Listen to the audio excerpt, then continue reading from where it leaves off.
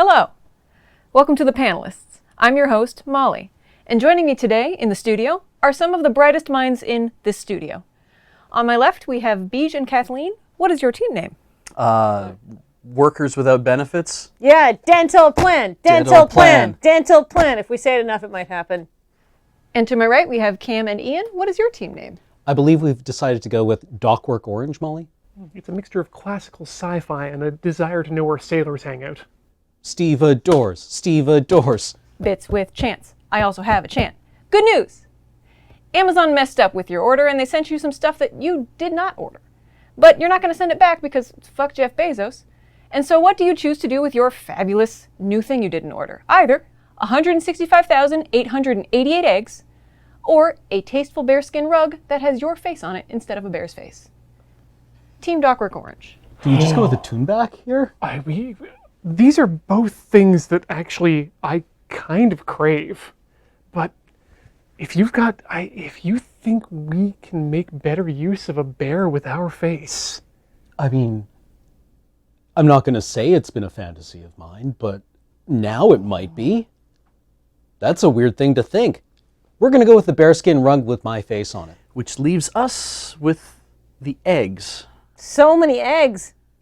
I'm pleased, in fact, because the last thing I want in my house is more crap. So if I have a parking space that I can just put the eggs in, and I don't have to bring them into my house, that's great. And also, at some point, I bet they go wrong, and we don't have to keep them, we can just get rid of them. Well, here's the thing. I eat eggs for breakfast. I try to do like 2 scrambled eggs a day, maybe mix in some leftover whatever stuff with them. So, and eggs probably last like 3 weeks.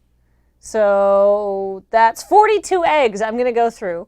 So I've only got 165,846 left to go after that. How many eggs do you think you can eat in 3 weeks?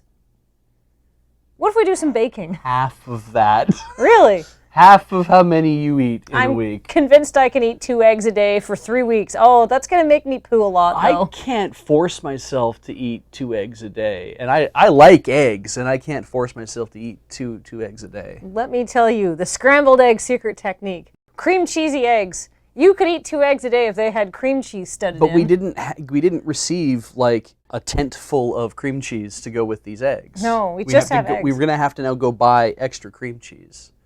No, we're not paying for the eggs. That's true. But what do we do with the other 165,000 eggs? Say we can elevate our egg-based consumption to nearly 1,000 eggs. I'm not even sure we have to eat the eggs. But, we don't want to waste the eggs. No, but we don't have to eat the eggs. We just don't have to waste the eggs. Are you proposing some sort of egg vandalism, Beej? Yes, I am. I'm proposing egg vandalism on a grand scale not yet seen within the greater Victoria area. Oh, do you think we could order a trebuchet from Amazon to help us get rid of some of these eggs? Maybe they'll send us some bonus stuff like cream cheese that we didn't order? I think we could build a trebuchet because fuck giving Jeff Bezos more of our money for a catapult. That's fair. Yeah. All right, so you are going to Google trebuchet videos, and I'm going to say, Molly, we'll take the eggs. Excellent. Team Dockwork Orange, what do you plan to do with your bearskin rug with your face on it? By my calculations, the other team's going to need 7,000 Paul Newmans to get rid of their eggs at 24 eggs per Newman. We don't have that problem. We have 1, maybe at most 2 bearskin rugs with our faces, which means we, don't have to kill any bears. Ever again. Mm-hmm. And yeah, what's not to love about a bearskin rug? Apparently they're very thick and plush and lustrous, and this one has our face for reasons that we're not going to get into. But presumably it's just a very lucky bear that became a very unlucky bear. So, I don't know, you put it in front of the fireplace, you lay on it, maybe you read a book. I like to think of it would probably end up as a very interesting memento mori. One day, this will be us. Yeah, maybe not. It puts the I in memento mori. Do you have a fireplace, either of you? Beej, any place can be a fireplace with a little vision. And a lot of lighter fluid. Cameron is right. Any place is a fireplace. Including this parking space? Yes. Yep. And we build ourselves a fireplace just out of raw eggs, and we see how many we can get to explode.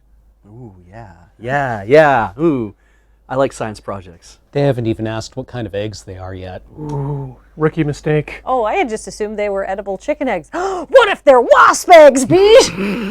If you're gonna get 166,000 eggs, like wasp eggs or fish eggs or like insect eggs, it packs down to a much smaller size. Oh my gosh, that's a portable amount. And then I could be a queen.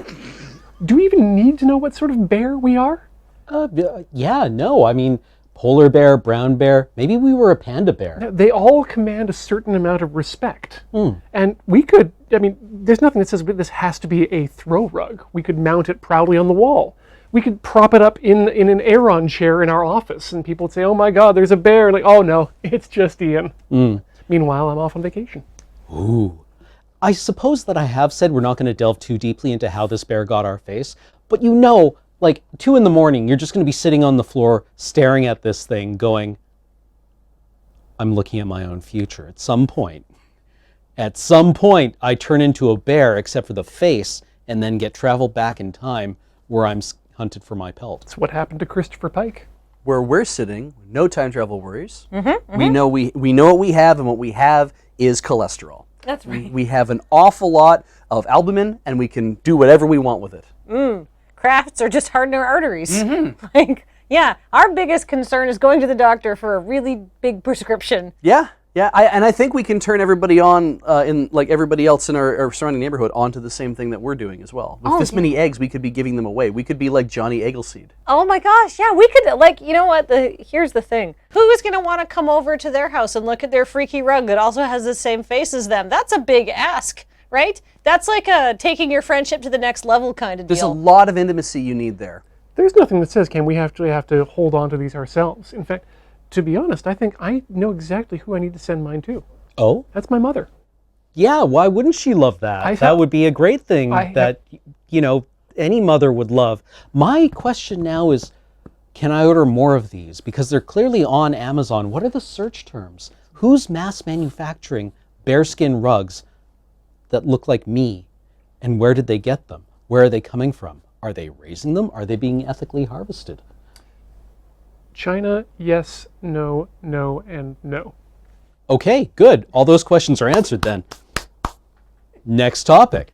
Why your mother? Because she doesn't have a recent picture of me. I don't go to Sears Portrait Studio every year anymore, so clearly here is this bearskin with my face on it that I can only assume ages with me. Yeah, if you get a haircut, the bearskin rug will also get the same haircut. If you acquire injuries, you know, they'll be reflected on it. Maybe, in fact, it's aging for you. Ooh. Is this the bearskin of Dorian Gray? I mean, I think we've unlocked something dark and eldritch here, which is available for mass market on Amazon for a price that they won't litigate you over if you keep it. But what if it is so dark and eldritch that when your mother receives it, she goes, Ian, why did you send me a rug with my face on it? Have you ever received that sort of a questioning call from your mother? No. She wants to provide a good example for your upbringing. She's going to say, oh, Ian, thank you so much for the kind gift. It's exactly what I wanted. Oh, shit, you're right. All of our mothers are like that. Oh, no. Well, I mean, that's a good place to send our garbage then. Why aren't we sending more trash to our parents if they'll just gleefully accept it? Oh, it's simple. We just take the rug out of the closet, we put it in front of the fire, and then we put the baby on it. And then we become the baby. Where are you getting a baby from? People keep popping them out every 9 months. Find one somewhere. I assume we order more cables from Amazon and it just shows up along with it. You know where we could probably get a baby? From somebody who was so grateful that they got thousands of free eggs. Or, go with me on this journey. Yeah. We haven't decided what kind of eggs they are yet. What if they're human eggs? And what if we just hatch them? That's not how that works, but for the sake of this prompt, sure, I'll sit on some human eggs and pop out some smaller me's. I meant hatch in terms of like, we find like 166,000 surrogate mothers who are willing to hatch whatever it is that's shown up in our parking stall. Oh, man. It's a big ask. As someone who's done that, boy, that's a big ask. Yeah. Here, I think it's a human egg. Put it inside yourself. Incubate it for 9 months. And We'll then see what happens. And then tear it out of your body painfully. Either naturally or somewhat less naturally, but painfully either way, guaranteed. Then get depressed. Oh boy, what a great offer for these people. And then if they don't want to keep it, we just pass it along to these guys who want to build an army of themselves by installing bits of their soul on a bearskin rug. Oh man, every baby's a Horcrux. Bear crux. I mean, if we give these people a bunch of free eggs, Yeah. how many eggs do you have to give somebody before they're like open to you renting their womb for 9 months? I would have to say at least like 3 eggs a week for like a year. How troubling a time is it? Because I think that affects the number. So what we've learned is that Jeff Bezos was trying to send y'all a message and you did not heed his warning, but I have good news. You no longer have debilitating springtime allergies. They were cured in an exciting and mostly legitimate medical trial. Unfortunately, it turns out that an allergy can never really be eliminated, only transformed, and as such, you are now miserably allergic to something else. Would you rather be allergic to brutalist architecture or sarcasm? Are we going first? We're going first, Oh Beej. my god. Oh. 2 allergy-ridden people. So many eczemas between the two I of get to us. give up an awful lot of stuff. Oh yeah, God, I would really hate to be allergic to sarcasm. I would too, because I mean, you've met me, right? Yeah, I have, Yeah. I think that we're gonna have to break out in hives every time we look at a university or a parking lot. Yeah, which is a shame because in a way I wanted to spitefully inflict that upon the other team, knowing that would drive them absolutely around the bend. Mm-hmm. But yeah, I think I'd rather take the allergy to brutalism. Yeah, I actually quite like brutalist architecture, but if I could not just sneeze my brains inside out every time a tree decided to fuck, I think my life would be better. I suppose that makes us allergic to sarcasm. That's gonna be a problem. I mean, I suppose, yeah, I guess. Most of humanity takes that as the base level of humor. It's where you start. I feel like you will not be able to have any sort of meaningful interactions with anyone else in the world. How bold of you to assume I have meaningful interactions with anyone else in the world. Moreover, we're what, 10-year veterans of comedy? Yeah. Yeah. Yeah. Sarcasm is the entry point, then I guess we're not good comedians. Oh no, what a terrible way to find out. Point of order. There is in fact one small group of humanity that is unable to comprehend sarcasm and will in fact be the only subsection of the human race that you will be able to have interactions with. Ian, it is children under the age of 5. And I know that you just love small children. You love being around them. The thought of being a father-like mentor to a bunch of screaming children unable to grasp the basic tenets of sarcasm fills you with delight. They trust you inherently. They also don't have a lot of money. Meaning that they can't rent your time? Like, Yeah, they don't have a lot to offer me. okay. Yeah, not a lot of stimulating conversation with the under 5 subset. No. But yeah, I remember that, of being under 5 and just like your parents kind of decide to like have a bit of fun with you and you just burst into tears because the people that you trust the most in the universe are now no longer trustworthy and you have no rudder. Children under 5 are allergic to sarcasm. That's literally what that means. Every time they encounter it, they just burst into tears. That's what happens when I encounter like grass. We have pills for this. I assume I can take some kind of histamine blocker that will allow me to be as sarcastic as I feel like. Or alternatively, that will allow me to encounter it out in the... I can take sick days after reading YouTube comments. I've unlocked the secret of the universe. I'm allergic to the internet. Therefore, I never have to work again. I can go on disability. And we can tour all of the brutalist architecture. We can go to Saskatoon. Most of the Ukraine. All of the Eastern Bloc. Emphasis on block. By the way, brutalist architecture is rapidly crumbling around the world because people hate it so much. It turns out you do need to maintain concrete. So if you, like me, care, go look at it now before it all gets torn down. Being a fan of brutalist architecture, I'm a little sad that I won't get to go on their like merry European Eastern Bloc of Sadness tour. Yeah, right.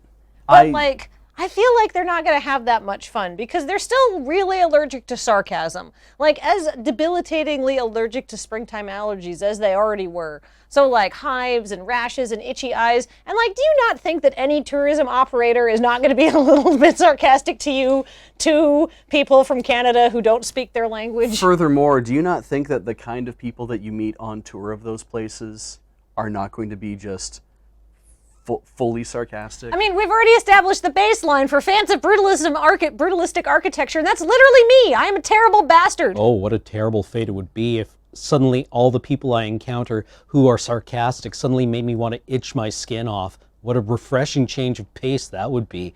Oh, if only they made my eyes water with their sarcasm. Ooh, how terrible. Where would I ever learn to cope? Important that you bring up skin too, Cam, because irritants exterior to you are the easiest to deal with. Irritants to the skin, you can put on gloves or ointment. Irritants to the eyes, goggles. Irritants to the mouth and to the lungs, well, you can filter that out. Sound, earplugs. What you can't filter out are the things that are truly inside you, and that sort of allergic reaction could be deadly. Me, I don't have a sarcastic bone in my body. It's just 100% truth. Yeah, sincerity. It's wall to wall in here. Straight from my heart. Radiates out like a warm glow that I can just feel and warm my soul next to. But as we've seen from what Kathleen stated earlier about her willingness to join us on our adventure, on our tours, I know that she holds brutalism in her heart. And we are going to need the deepest, sharpest adrenaline needle to get through and bring her back to life. Yeah, exactly. Like the adrenal needle to pierce her cubic concrete heart. I always said it was cold and black, but I never considered it might be concrete as well. Yeah, steel reinforced. Dude,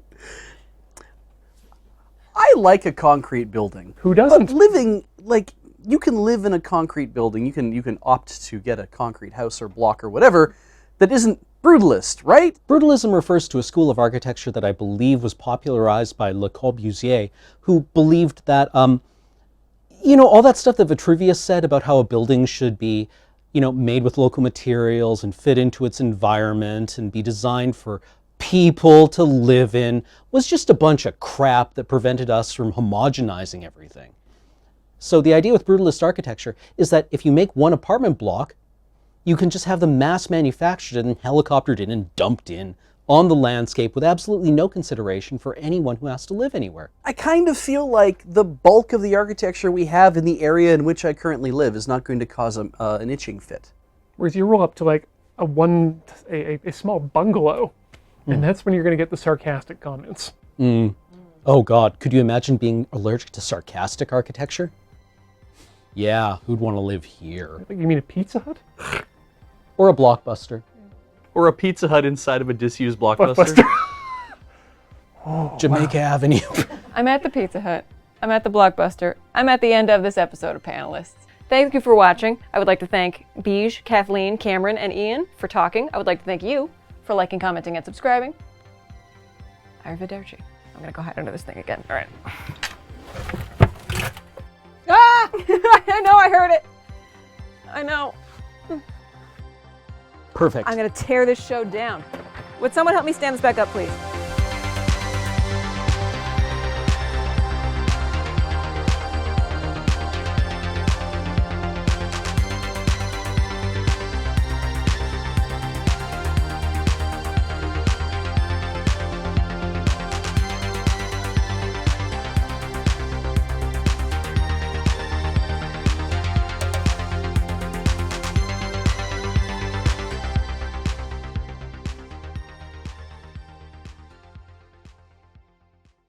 Whose eggs? Who knows? Maybe they're bear eggs. Every baby bear that comes out has Ian and Cameron's face. Oh, cute. I've already lost control of this program.